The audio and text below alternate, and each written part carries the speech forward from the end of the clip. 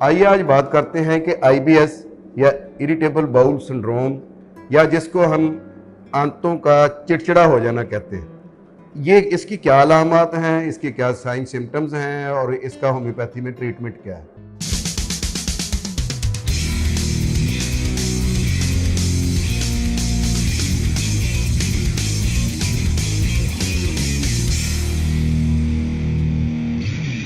औज़ुबिल्लाहि मिनश्शैतानिर्रजीम, बिस्मिल्लाहिर्रहमानिर्रहीम। अस्सलामु अलैकुम ख़वातीन हज़रात, मैं हूं आपका होम्योपैथिक डॉक्टर रिजवान साकिब और आपसे मुखातिब हूं शमा होम्यो क्लिनिक लाहौर पाकिस्तान से। आइए आज बात करते हैं कि आईबीएस या इरिटेबल बाउल सिंड्रोम या जिसको हम आंतों का चिड़चिड़ा हो जाना कहते हैं, ये इसकी क्या अलामात हैं, इसके क्या साइन सिम्टम्स हैं और इसका होम्योपैथी में ट्रीटमेंट क्या है। तो आईबीएस असल में हमारी कॉलोन या बड़ी आंत की बीमारी है। इसके अंदर स्वेलिंग आ जाती है, इसके अंदर अल्सर बन जाता है और पखाना जो है वो लेसदार आता है। कभी भी दो पखाने एक तरह के नहीं आते हैं और पेट में दर्द रहता है और हर वक्त ज़हनी टेंशन, डिप्रेशन इसके साथ रहता है और हर वक्त मरीज़ की मैदे पर नज़र होती है। थोड़ी सी भी कोई चीज़ को खा लेता है उसको हज़म नहीं होती है। कभी कहता है मुझे दूध हज़म नहीं होता है, कभी कहता है मुझे रोटी हज़म नहीं होती है, कभी कहता है चावल हज़म नहीं होते हैं, कभी दाल हज़म नहीं होती है। कोई भी चीज़ खाता है, इवन पानी भी पीता है तो उसको मोशन आने शुरू हो जाते हैं। तो इस तरह की जब कैफियत होती है तो उसको हम कहते हैं आईबीएस। इसके अलावा बहुत सारी चीज़ें हैं जो मैदे से रिलेटेड होती हैं, जैसे मैंने बताया कि अल्सरेटिव कोलाइटिस भी हो सकता है, एच पेलोरी पॉजिटिव भी हो सकता है, जिसकी वजह से इस तरह से मिलती जुलती अलामात पैदा हो सकती हैं। लेकिन आईबीएस एक ऐसा मर्ज है कि जिसके अंदर कॉलोन में या बड़ी आंत में स्वेलिंग होती है, उसका फंक्शन जो है वो डिस्टर्ब हो चुका होता है और पखाना जो है वो पूरे तरीके से खारिज नहीं होता है। दिन में पेशेंट 3-3, 4-4 दफ़ा पखाने के लिए जाता है, लेकिन अनसेटिस्फैक्ट्री स्टूल जो है वो डिस्चार्ज होता है। और इसके अलावा ग़िज़ा जो है पखाने के साथ खारिज हो रही होती है, प्रोटीन पखाने में खारिज हो रही होती है, जिसकी वजह से कमज़ोरी बढ़ती चली जाती है और जिस्म सूखता चला जाता है और वज़न कम होता चला जाता है। और इसके अलावा असाबी कमज़ोरी हो जाती है, ज़हनी कमज़ोरी हो जाती है। और ये आईबीएस जो है आज हमारे मुल्क में और पूरी दुनिया में बड़ा कॉमन जो है वो डिज़ीज़ है। तो इसका होम्योपैथी के अंदर बहुत अच्छा इलाज मौजूद है, लेकिन इलाज से पहले मैं आपसे ये बात करूँगा कि हमें इसके लिए एहतियाती तदाबीर क्या करनी चाहिए। देखिए, कोई भी मर्ज़ जो है वो आहिस्ता आहिस्ता डेवलप होता है और आईबीएस की ये है कि ये ख़ास तौर पर जब ज़हनी टेंशन, डिप्रेशन, स्ट्रेस, एंजाइटी जब ये होती है इंसान के अंदर, तो फिर ये है वो आहिस्ता आहिस्ता बढ़ना शुरू होता है। इसकी वजह क्या है? स्ट्रेस से या किसी गम से या परेशानी से ये क्यों होता है? असल में हमारा दिमाग जो है इसको एक वाइटल फोर्स या एक एनर्जी चाहिए होती है जो इसको हर वक्त तरोताज़ा रखे, काम में रखे।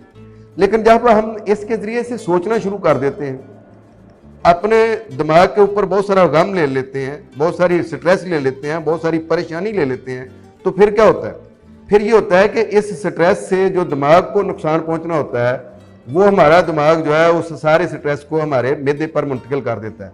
कभी आपने देखा होगा कि कोई अचानक खबर आ जाती है किसी को फौतगी की, तो उसको पेचिस लग जाते हैं, पेट खराब हो जाता है। बाज़ दफ़ा ये होता है कि लोग ये कहते हैं कि भाई फलां खबर सुनने के बाद तो मेरे पेट में मरोड़ उठना शुरू हो गए। क्या होता है ये? असल में वो स्ट्रेस है, वो एंजाइटी है। कभी वो वक्ती जो होता है वो होता है खौफ होता है या वक्ती परेशानी होती है या वक्ती गम होता है, तो उसकी वजह से वक्ती तौर पर पेट खराब होता है। लेकिन अगर इसको मुसलसल ले लिया जाए अपने ऊपर, हर वक्त जो है वो सोचा जाए, कभी अपने कारोबार के बारे में, बिजनेस के बारे में सोच रहा है, कभी कोई अपनी आइली ज़िंदगी के बारे में सोच रहा है, कभी कोई बच्चों के बारे में सोच रहा है, कभी कोई रोज़गार के बारे में सोच रहा है, या और नहीं तो कोई खौफ है उसके ज़हन में जो उसको अंदर ही अंदर जो है बुलाते चला जा रहा है, तो उसकी वजह से दिमाग जो है उस सारे स्ट्रेस को कोशिश करता है कि किसी और जगह मुंतकिल करे। अब सबसे जो मेन जगह है जहाँ पे वो मुंतकिल कर सकता है इस स्ट्रेस को, वो हमारा स्टमक है। अब स्टमक पे जब आएगा तो उसके बाद यह है कि वो हमारी अंतड़ियाँ जो है वो स्मॉल इंटेस्टाइन है, लार्ज इंटेस्टाइन है, उसके ऊपर जो है वो उसका असर होगा। अब उसके ऊपर असर होगा, खाना प्रॉपर हजम नहीं होगा। अब खुराक खाना प्रॉपर हजम नहीं होगा तो वहाँ पे सूजन पैदा होगी, जलन पैदा होगी और गैस पैदा होगा।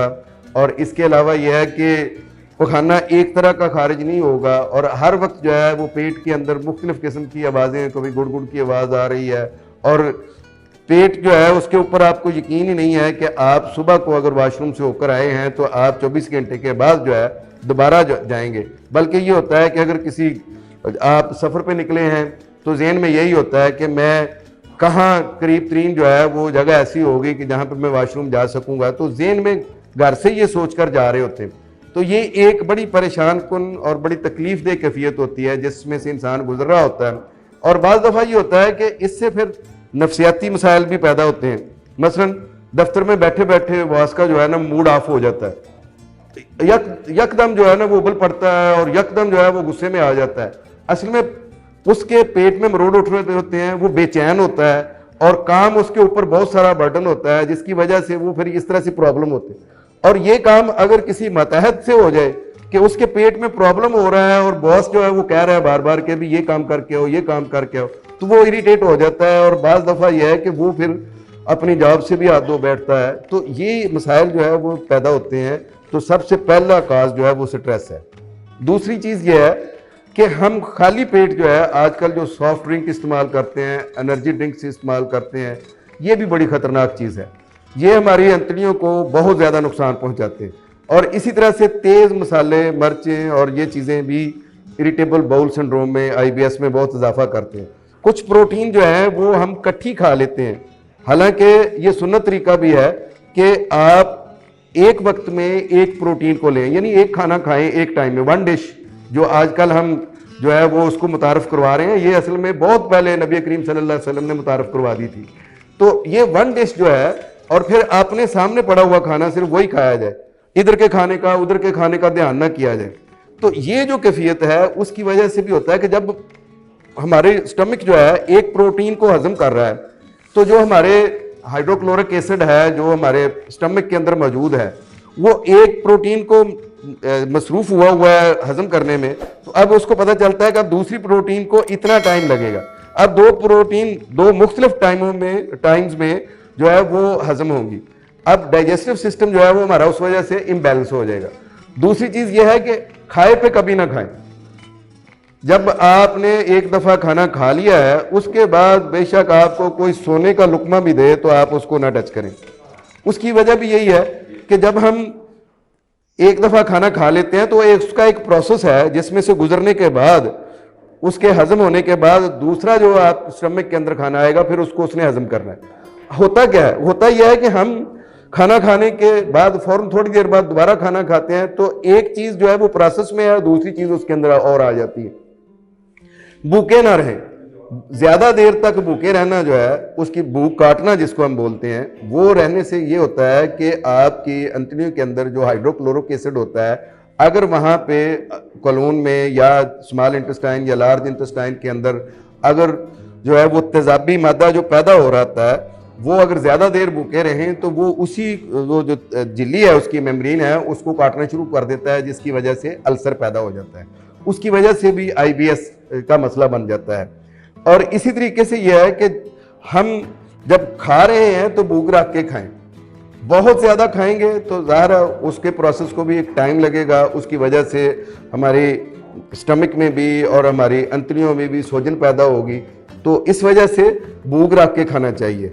और एक और चीज़ जो मैं इख्तिलाफ करता हूँ बहुत सारे जो डॉक्टर से और हुक्मा से, और अगर मेरा ये इख्तिलाफ इस हवाले से कि गलत हो तो मुझे बताया जाए, कमेंट्स में बताएं या मुझे फ़ोन पे बताएं कि ये क्या है। अक्सर लोग ये कहते हैं कि जी खाने से पहले पानी पी लिया जाए।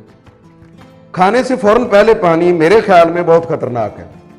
कभी भी खाने से पहले पानी नहीं पीना चाहिए, बल्कि खाना ही खाना चाहिए। उसकी मैं लॉजिक देता हूँ, बताता हूँ कि मेरे ज़हन में क्या चीज़ है, क्यों है।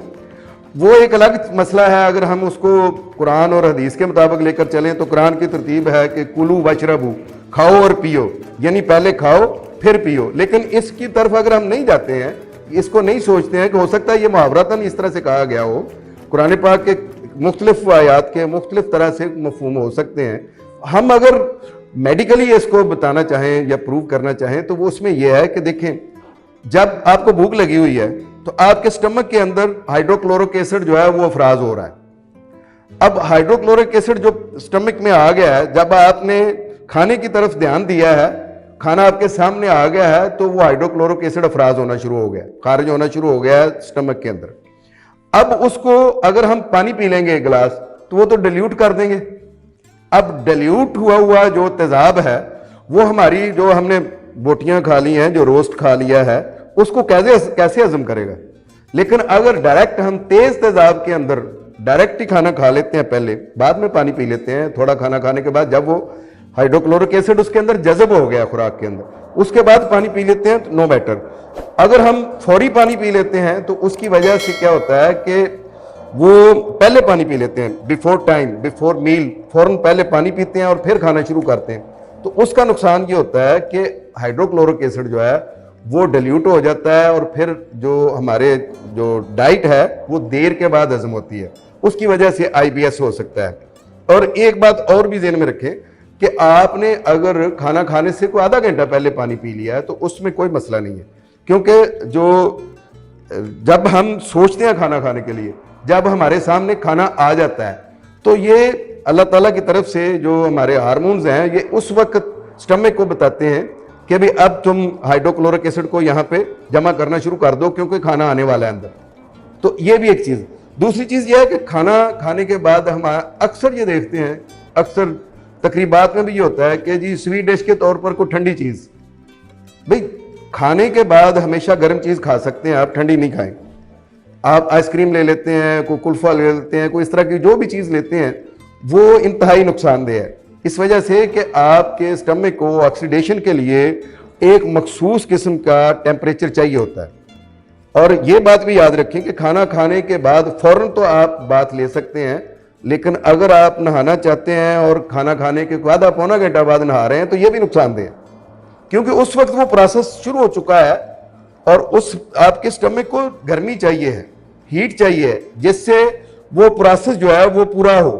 लेकिन जब आप मैदे को ठंडा कर देते हैं तो उसके बाद वो खाना हजम नहीं होता, फिर IBS का मसला बन जाता है। अब अगर किसी फर्द को IBS का प्रॉब्लम हो गया है तो उसके लिए ये चीज़ें तो अपनी जगह पे हैं। सबसे पहला काम तो ये करे कि वो हर किस्म का स्ट्रेस छोड़ दे। ये एहतियातें जो मैंने आपको बताई हैं वो तो अपनी अलग जगह पर हैं। वो अपने आप को अल्लाह के और अल्लाह के बाद जो है वो अपने मुआलिज के सुपुर्द कर दे और ये ज़हन से सोचना बंद कर दे कि भी मैं बीमार हूँ। हर मर्ज़ का इलाज मौजूद है और उसके लिए आप डॉक्टर नहीं हैं, आप मुआलिज नहीं हैं। इस बात का फैसला आपकी सेहत के बारे में आपका मुआलिज ही कर सकता है। उसको आप अपने पूरे साइन सिम्टम्स बताएं और उसके मुताबिक उससे IBS का इलाज करवाएं। देखें, ये सल्फर से लेकर लाइकोपोडियम तक होम्योपैथी के अंदर नंबर ऑफ मेडिसिन हैं जो IBS को अल्हम्दुलिल्लाह बेहतरीन ठीक कर देती हैं।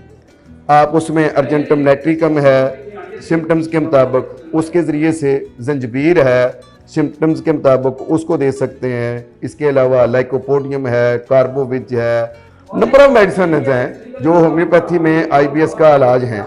आर्सेनिकम बहुत अच्छी होम्योपैथी की मेडिसिन है, अगर वो सिम्टम्स के मुताबिक दी जाए तो IBS को ठीक कर सकती है। IBS यकीनन एक ख़तरनाक मर्ज़ है, यकीनन इसके ज़रिए से आपकी सेहत बतदरीज जो है वो कम होती चली जाती है। आपके जितने भी माशरती मामलात हैं वो सेहत के ज़रिए से डिस्टर्ब हो जाते हैं, इसलिए इसका इलाज ज़रूरी है। आप अगर खुदा न खास्ता IBS के मर्ज़ में दो चार हैं तो आप अपने मुआलिज से अभी मशवरा करें। बहुत शुक्रिया। अल्लाह हाफिज़। अस्सलामु अलैकुम।